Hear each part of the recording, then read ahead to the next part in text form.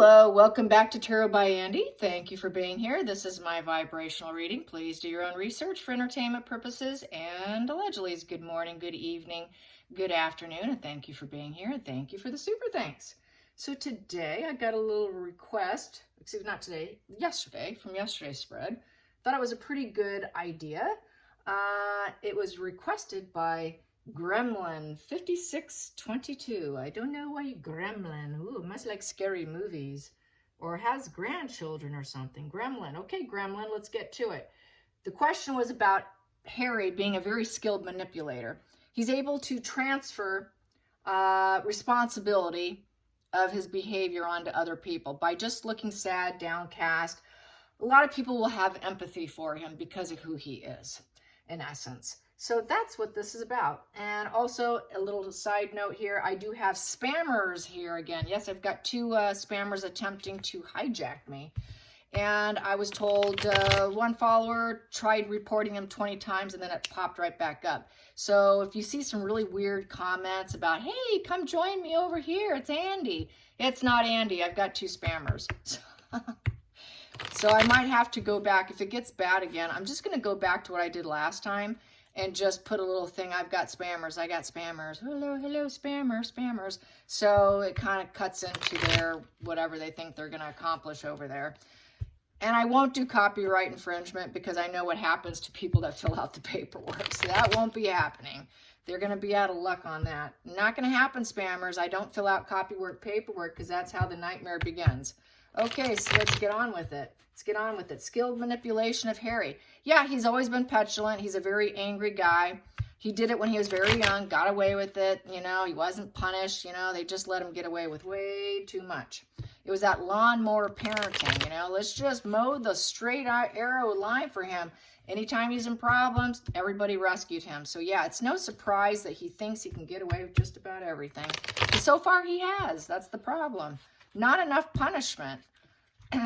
Too bad it's not the 18th century. Joke. Harry, manipulation of Harry. All right. I'm feeling the need to shuffle this time like this. Harry is, how are you going to transfer responsibility onto Megan or other people? That should be the question. How are you going to transfer this responsibility onto others? Because we know he does. I know he does. He splits people black. He's not going to take accountability. Very high narcissistic traits, very covert narcissist. When he paints people black, he becomes very psychopathic in traits. He's not a psychopath, but his toes on the line. So how is he going to transfer with his psychopathic energy, in essence, in his covert narcissism? How is he going to transfer his responsibility onto others? How is he going to not take accountability and refuse accountability? What kind of game plan will he do to transfer responsibility? How is he going to transfer responsibility? He thinks he can do it because he's a prince. He thinks he can always get away with it. He hit the lottery. He was born with the lottery, okay? He won the lottery. He was fated to win the lottery. That's how it starts. So he was born a prince. He was born with the silver spoon. I can get whatever I want. I can always turn everything into my favor. Because of who I am, I won the Powerball of life, being born a prince. So he thinks he can do whatever he wants. So that would be really entitlement. Not that that's going to happen, but in his mind, this is what he's thinking. Oh, it doesn't matter. I can always turn everything around. If it's bad, it always gets fixed. It always gets fixed. I got the magic fairy just sitting on my shoulder. Yes, someone's going to come along and rescue me. Rescue. Yes, he's not capable of doing anything, really. Not really. Okie dokie. Yeah. Well, Megan wouldn't want him. Well, if he became Oompa Loompa, she would still tell him he had cut abs, all right? Because she would still love bomb him if she had nobody else. That's what she would do. She would muster the strength to do it. Okay, Harry, how are you going to transfer your responsibilities? Oh, he's going to transfer it on to the groups and organizations that he became attached to. So he's going to blame probably the sugars, the employees, the people they hired, all the staff, He's going to blame his friends. He's going to blame drink, celebrations, overindulgence of alcohol, probably lots of partying. He's going to blame the fact that he's a party. He's the party prince. He's going to blame that he likes to celebrate life. What's wrong with celebrating life? I just want to enjoy life. You know, he's going to blame that he married Megan. This is the wedding card too. He's going to blame everybody that supported him. It's not going to be his fault. It's going to be the support network's fault. It's the support network's fault. It's not my fault. And it's who I married. That's why.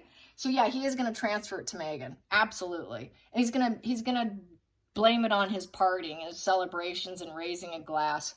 He's going to blame it on the drinking and the drugs, probably.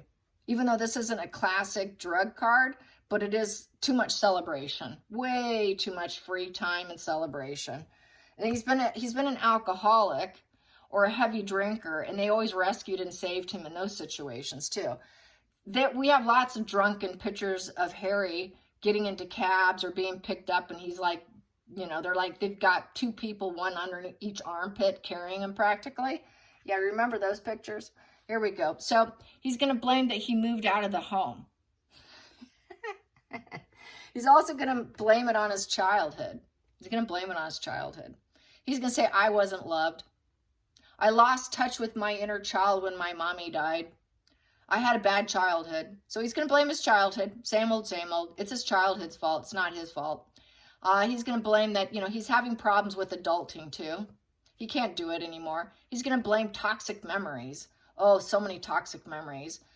You know, like my brother getting 2 sausages or 3 sausages and I only got 2. He's going to be very bitter. He's going to talk about how miserable and unhappy his child was. He's just going to reverse everything in the upright position, which is the loyalty was there, but the past is gone. So he had to squash it. He wanted to squash it to like the worst degree because he feels it was toxic. Really, it's because he's got a mental illness, you guys. And through his mental illness, his lens is not very clear. Which, it's through his mental illness, he was miserable. Because he's had this mental illness since a very young age.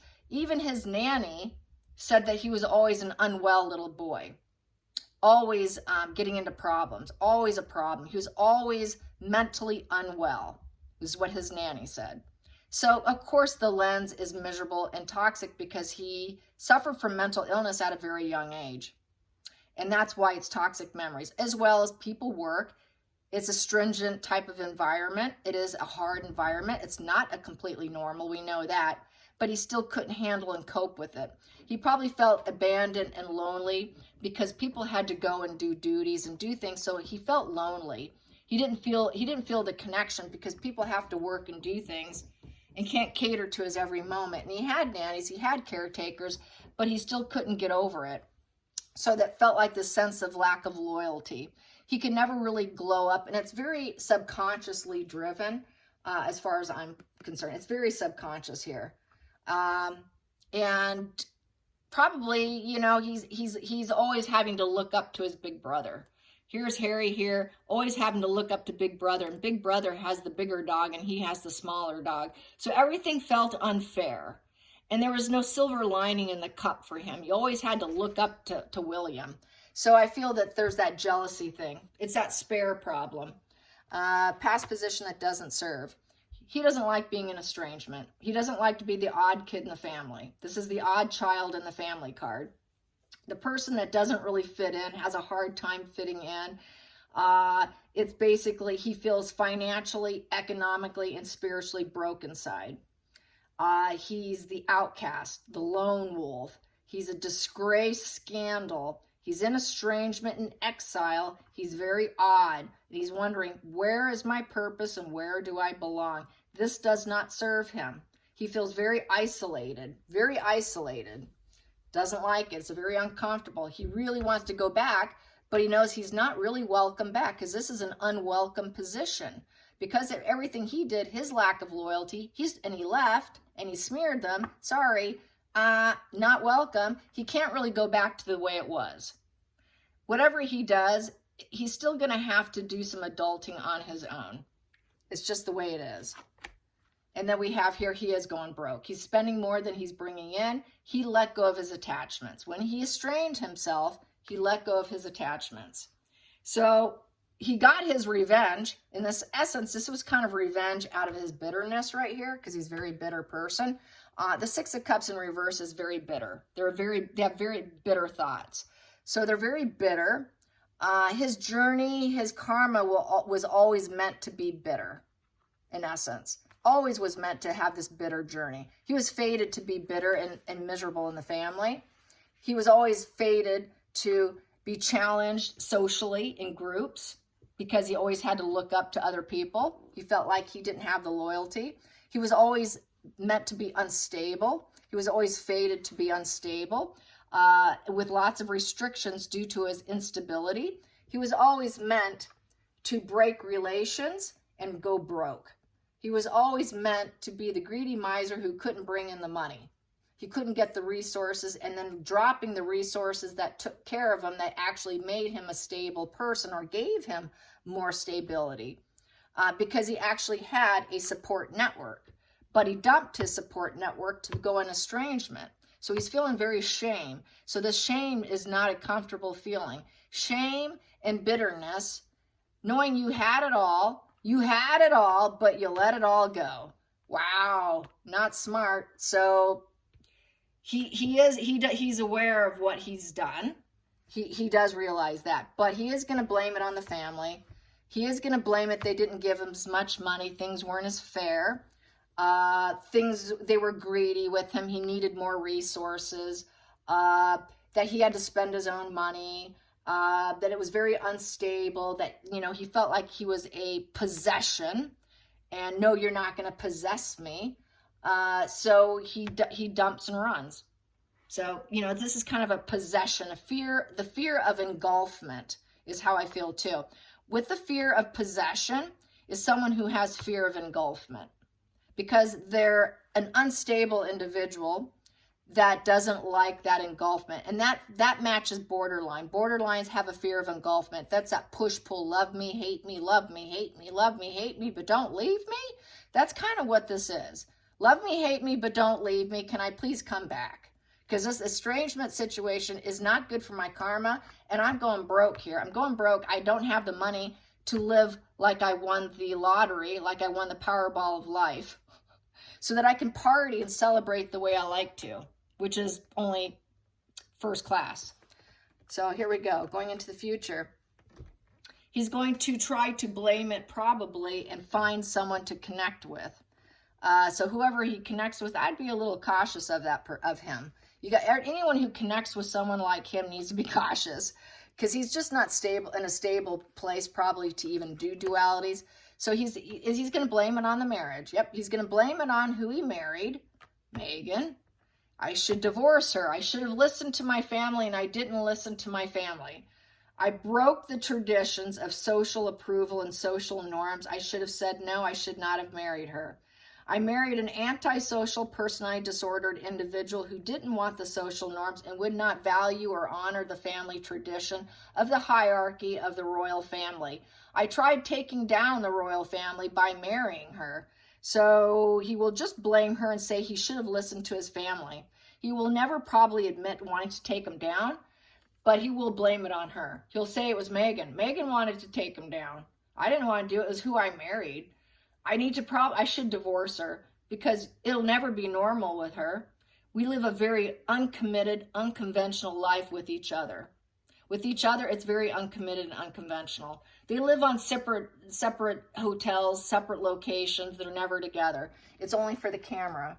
Going into the next position, they committed crimes. Together with this marriage, they did commit crimes. Yeah, he may be honest. I mean, he knows he committed crimes, you guys. I'm not seeing a lot of excuses on the table here, except maybe talking about his fate, that his bad fate was Megan, and this is what they did. He's going to say, yeah, I broke crimes, and I keep doing it over and over as long as I'm married to her. Nothing's totally legit here. Nothing's legit with Megan. It's total breaking social norms. It's totally getting no acceptance by social normalcy. Totally could get busted and get arrested here because it's a crime. They've committed crimes. So he's going to have to admit it. So I don't see a game plan here. Just I was suffering and miserable, and I was just the odd kid in the family, and it was just a challenge, and he got more than me. So this is that young, arrested development. We don't have a really smart person we're reading on here, okay? So this is that petulant energy of a borderline, is how I feel. Mental illness who just petulance. Angry, petulance. I'm going to do what I want. I can break the law. And you know what? I will never be held accountable. I can break family tradition, do whatever I want, and break social norms, and I can get away with it. I can spend as much as I want, and the money will always come back to me. I can break my family, and I can try and take them down and say they're toxic, and it will be fixed for me. I can estrange myself and leave and dump all relationships here, and it will be fixed for me. Everything will be fixed for me. Even my friends will be fixed for me. Everything is fixed for me because I was born winning the Powerball. Next call, that is the hopes and fears. He fears Megan. He fears taking her down and getting rid of her. He also fears the fact that they never had a kid. The fact that she faked all her pregnancies and she's a barren female. He's also afraid of her because she's not nurturing. She's a cold-hearted you-know-what. And she's barren. She's emotionally and nurturing blocked. She has nothing in her. She's not kind and empathetic. She's ruthless and she's cold. She's so cold. She can't create anything. She's not a teacher of life. There's nothing domesticated about her. He fears her. He fears her dark side. He tries to appease to this side of her, whatever's there, but I'm sure it's just a flash in the pan. So he fears her. So that's why she has such lack of empathy. He is going to say she did try taking down the royal family. She was the one who was part of committing the crimes, but I joined in on it. I did join in on it. So I see some honesty of a broken, shattered child who fears engulfment and the fear of his wife. He fears her so much, he may actually be honest and say, yeah, this is what we did. Everything we see on the table here is exactly how things went down. How ironic is that? He might be honest. Please take me back. Please take me back. Please give me a job. Please give me money. Please, you gave me the gift of life. I am your baby seed. Please take me back. Please, I need a new beginning. I need a new beginning. I need to be promoted. I need to be promoted. She wanted to promote herself, but I think he would like to come back. He would like to come back because estrangement doesn't serve him anymore. He wants to be a good seed now. He doesn't want to be a bad seed, but Megan is tempted to take a good seed or more of a better seed and make it a bad seed. It could be one seed was part of their situation, which would have been Archie. And she could have taken it and then used a surrogate with this here, is what that can mean also. And using that as threats over him, using that as a threat over him. We broke the law. We broke laws within the British monarchy. The lies of the body. It didn't come from the body. Some of the maneuvers they made are illegal. It's a crime. It's a crime against the children and how they were conceived, basically, in essence.